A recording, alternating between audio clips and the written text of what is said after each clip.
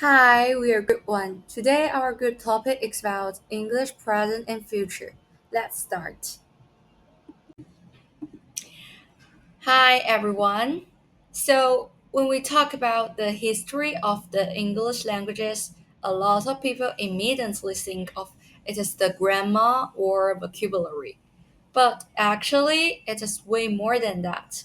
Studying the history of English is like looking into a mirror that reflects more than 1,500 years of human contact, culture, and changes.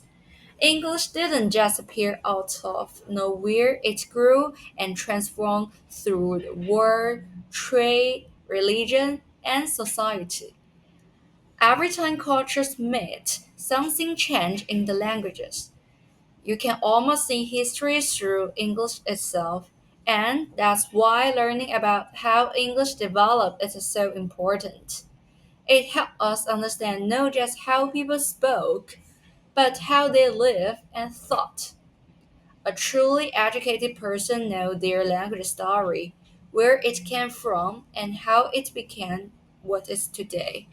So, studying English history is like uncovering the roots of our communication and identity.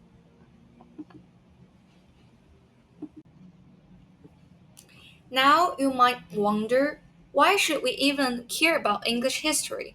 Well, first, it helps us see how words change their meaning over time. For example, the word silly used to mean blast. Can you imagine that? It shows how language grows along with the people who use it. Second, English history shows how power and politics can shape the languages. After the Norman conquest, a lot of French word entered English, especially in law and government. So, languages tell us who had influence and what kind of society people live in. And maybe most importantly, English reminds us of connection. It is not an invention by one person. It is the result of many cultures meeting and mixing over centuries. And there is an saying I love: learning a language read a civilization. When we study English history, we're really studying people, their struggles, their ideas, and their creativity. English has been invented, changed, and reshaped, but never destroyed. It is a survivor, just like the people who spoke it. Influences at work on language. Modern English is the product of a long historical development, and its evolution has been profoundly influenced by political, social, and cultural events. The first part is about the shaping of the development of English by historical events. This part involves introduction of Latin civilization and the vocabulary in 597 when Christianity was introduced to Rome, which is the most important event of the development of English. The integration of cultures and languages due to the Scandinavian invasion and the Norman conquest events, which made English a lower class language and influenced by French. Moreover, when it revived in 1066, its form and vocabulary had changed. And the second part is about the globalization and the diversification of English. In summary, nowadays English has become an international language. Its globalization is shown by the emergence of regional variants like Indian English and Caribbean English. This process indicates that the history of English is the history of different societies around the world. These societies have influenced and shaped English, causing it to change and enrich to meet their own needs. Hi, Assalamualaikum. My name is Ainul Khadijah Umar binti Yusni, and I will be presenting about growth and decay. English, like all other languages, is subject to that constant growth and decay. And the English language evolves as much as living things do. For example, we as a human will die, plants will die, animals will also die. It's the same as languages and it's the same as English. And when a language ceases to change, we call it a dead language. Example given, we have Classical Latin, which is a dead language because it has not yet changed for about 2000 years. And the constant changes in a living language can mostly be seen in the vocabulary. And much of Old English vocab has disappeared and new words has been created to fit new times and trends. And change of meaning can easily be seen in Shakespeare's work. Example given, nice in Shakespeare's day meant foolish today. And change of pronunciation, for example, in Old English, stand will become stone today. And most of these changes are so regular that it was classified under what we call sound laws.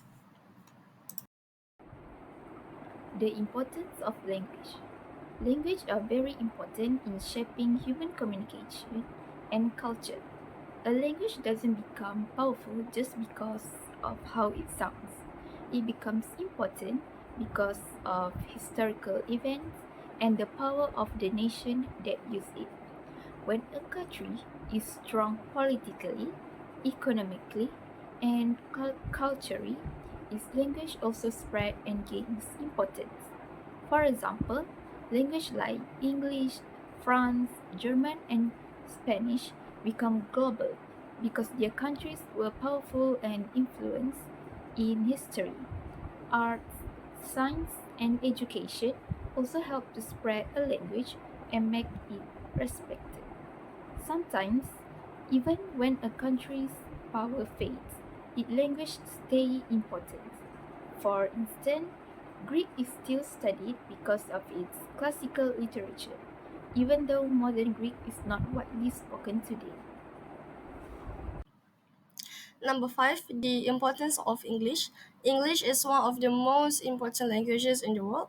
It's spoken by more than 380 million people in United Kingdom, United States, and former British colonies and empire. Even so, it's not the most widely used native languages in the world because, for example, we have Chinese, spoken by 1.3 billion people in China, Spanish, 330 million people, German by 110 million speakers, and also French by 80 million speakers.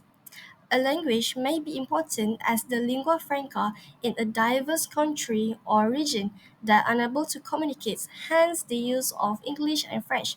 For example, in Malaysia, English is often used as a common language for communication between people who speak different native languages, like Bahasa Melayu and Chinese or even Indian. And this is especially true in the former colonies of England and France. Next, I will be talking about a quote by an American linguist. His name is Joshua A. Fishman, and this is actually from our textbook, but I put it here because in the textbook it's more complicated and long, so I put the more simplified version over here so that you guys can understand. It's basically a debate between whether French or English is the most common language.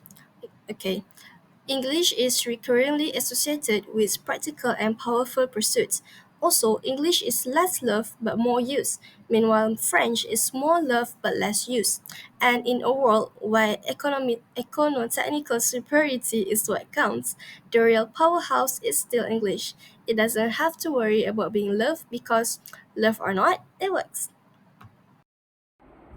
The future of English language.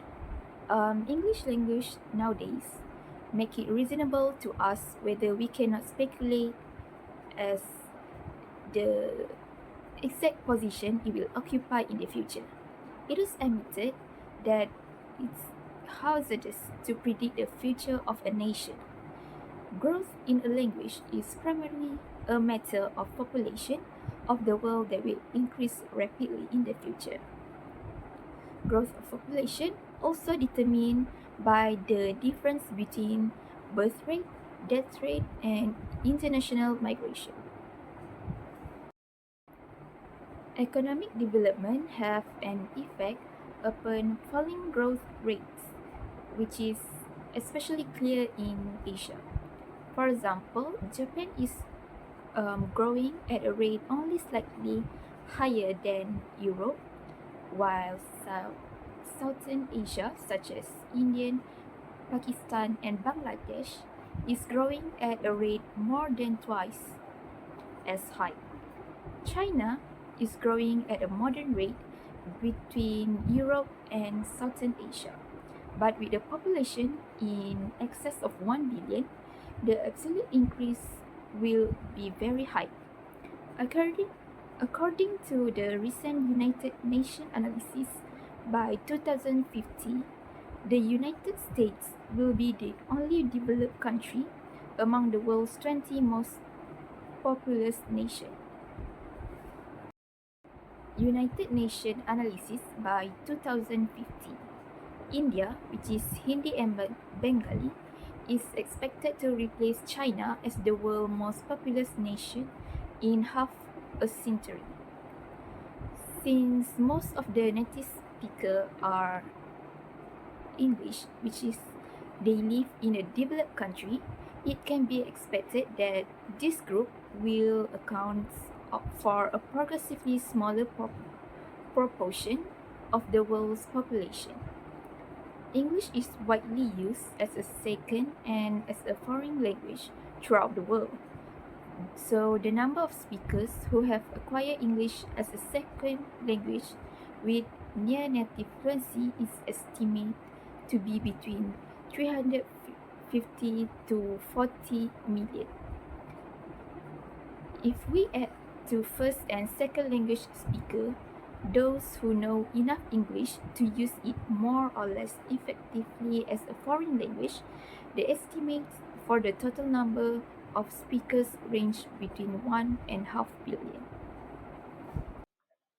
English as a world language.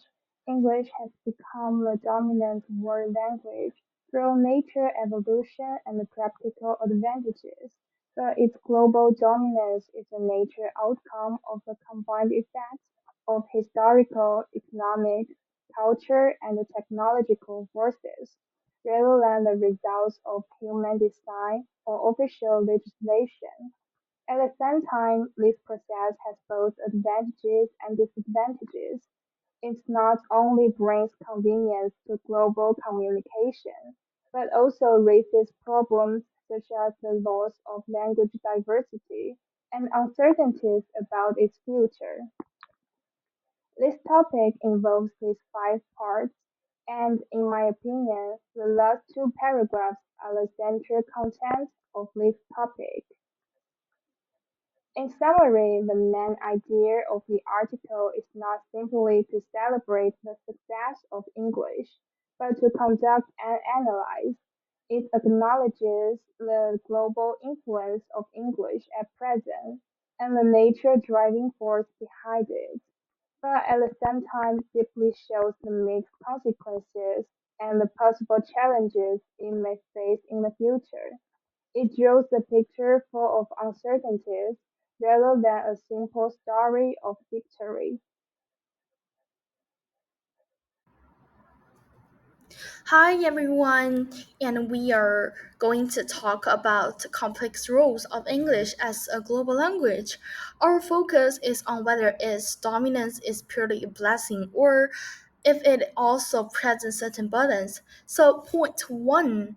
Firstly, while English success seems positive, it contributes to the decline of other languages globally. A language dies on average of like 2 weeks every 2 weeks. So this loss of linguistic diversity is a significant concern. So point two. So secondly, monolingual language speakers may find themselves as a disadvantage. For instance, so British candidates in Europe can be less competitive compared to their multilingual counterparts In the globalized world, knowing only English isn't always enough. So let's come to point three. So the rise of the global English isn't universal beneficial. So multilingual Europeans, for example, often they have easy access to maybe to informations or opportunities that monolingual language speaker might not. Mm, Monolingualism provides a broader perspective and a skill set. So, inclusion, while English is undoubtedly a powerful tool, its dominance has downsides. We must recognize the importance of linguistic diversity and the advantage of multilingualism. So, it's crucial to consider both of the blessing and the burdens of English in our interconnected world.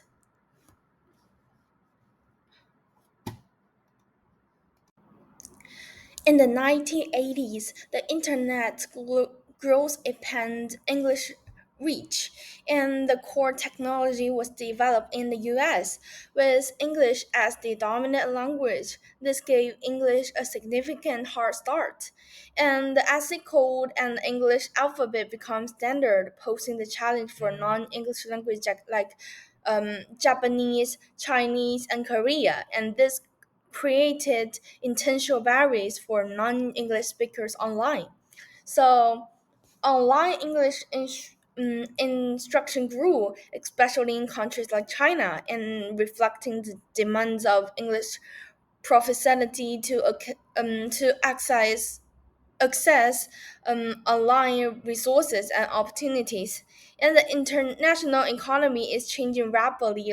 Like online shoppers increasingly prefer their own languages and lead to a loss of the market share for English language sites. So this indicate a mm, diversification of line context.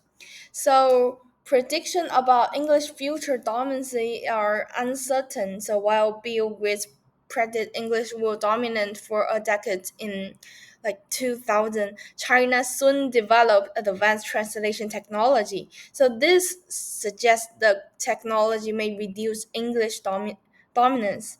So in inclusion, while English has been central to the international internet development, and its future dominance is not like guaranteed, but technology advance is changing user preference and reshaping the online landscape.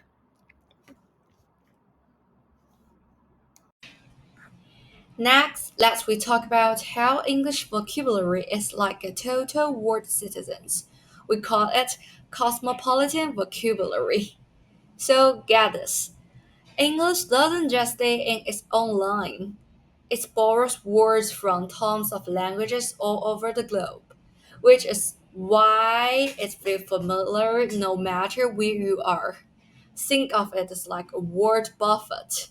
You get flavors and words from every culture. And here is a fun fact. Even an English breakfast is 100% borrowed. Banana, coffee, tea, chocolate. None of those are original English. Now let's break down where English vocabulary come from. First, the core structure is Germanic. Those basic words like water or house, that's Germanic roots. But over half its vocabulary actually come from Latin and French.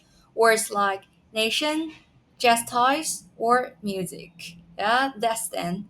And then there is a global borrowings. English snacks words from languages world. For example, coffee from Arabic, typhoon from Chinese, ketchup also from Chinese. It is like a linguistic melting pot. So whether it is basic Germanic words, Latin or French influences, or global borrowings, English is a total mix. Why does English love boring words so much? Let's talk about this one. First, there's no language academic controlling what words it can use, so it is free to grab from anywhere.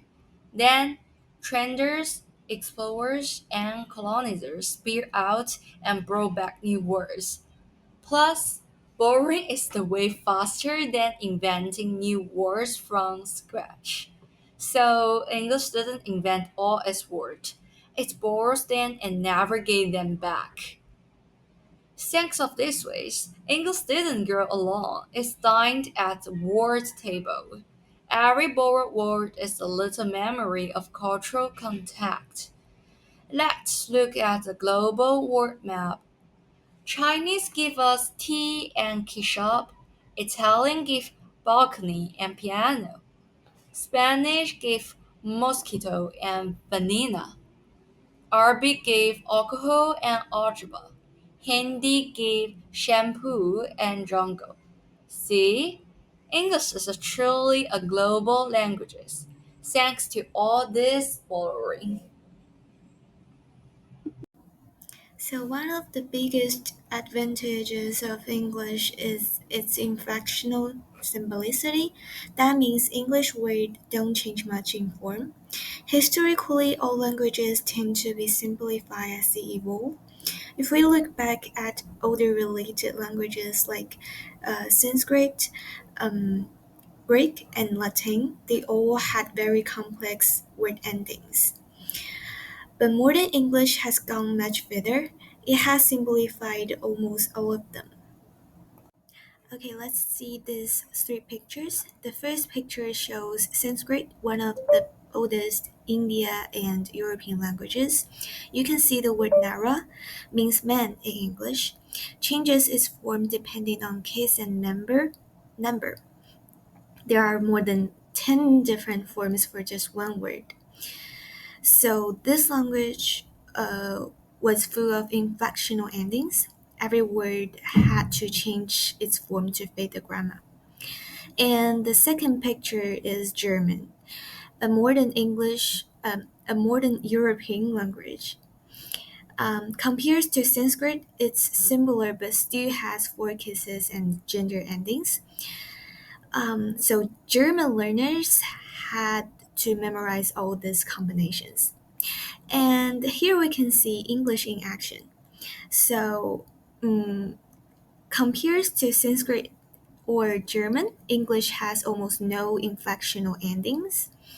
For the adjectives, just comparative and superlative, like big, bigger, and biggest. For verb, it's just I cling, he clings. So there is no elaborate person or number or case system.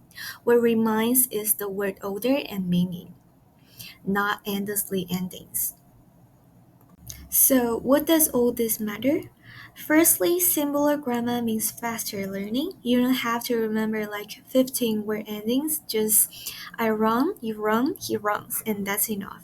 Secondly, English focuses more on meaning and word order. We can understand each other through structure, not endings. And even though English lost most of its endings, native speaker never felt something was missing. And finally, we should remember a simple language isn't a worse one. It's just different and maybe even smarter. Hello everyone. Today we are going to quickly look at the concept of natural gender in English. This slide summaries about how English handles genders compared to many other languages, especially for those in Europe. So point one, first, English primarily use natural genders. So what does it mean? Unlike many other language, English doesn't assign a gender to every single nouns. Instead, gender is usually based on whether the noun refers to a living beings. So point two. So if we were talking about a person or an animal, we use he or she depending on whether it is male or female. So this is pretty straightforward. So for example, man is masculine and a woman is feminine.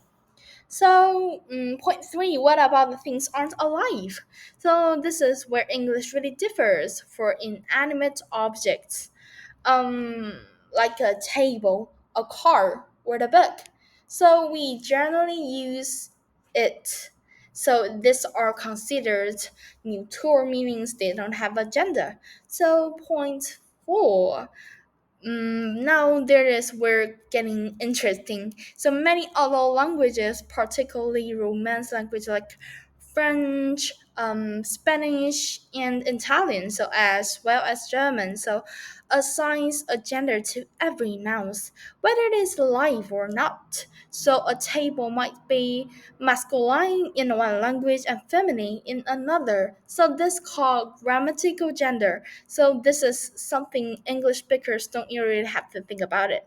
So in a nutshell, English use natural gender, focusing on the sex of living beings, while many other languages use grammatical genders, assigning gender to all the nouns. So this is a key difference to keep in mind while learning other language or understanding how language evolve. So thank you for your time. Okay, so we just learned about the good sides of English, and now we're gonna see the other side, the difficulties. First, students often say English is easy at first but tricky later. The two biggest challenges are idiom and spelling. Okay, now let's talk about idioms, the part of English that makes foreigners go, wait, what? So, idioms are expressions you can't translate word by word. And for example, break a leg actually means good luck, not go to the hospital. And go fast means to move quickly, but stand fast means don't move. And here's my favorite one, it's raining cats and dogs. So there's no animals falling from the sky, it just means raining heavily. So every language has idioms, but English one can feel especially strange when you first learn them. So English spellings looks simple, but it's actually a nightmare. There's no rule that always works. The same sound I may have many spellings, like see, be, and believe. The same letter can sound totally different in hat, hate, and father. Even the sound sh can be spelled a thousand way. So no wonder the foreign learners and even the English kids find spelling hard. So some people say English spelling isn't that bad. So firstly, it helps us remember the word origins. For example, sign and signature or divine, divinity, the spelling shows they're connected. And second, we've kept many foreign spellings like cafe, ballet, and psychology. It actually helps readers around the world recognize this word. And third, our messy spelling has accent differences. If everyone spelled words by sound, British, American, and Australia English would look like three different languages. In the fourth, irregular spelling sometimes help us to see the word families like crime and criminal, hill and house. Of course, people still think we could simplify a little, maybe without losing all these good points. Now let's finish with the funny story from English history.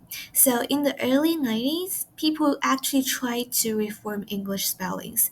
Even the President Roosevelt joined.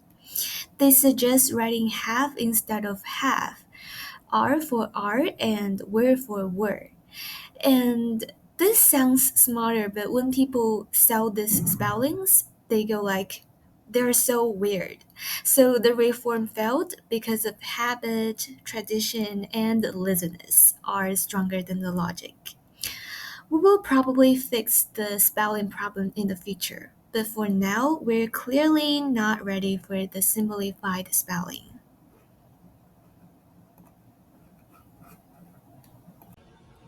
That's all about our group presentation. Thank you for your listening.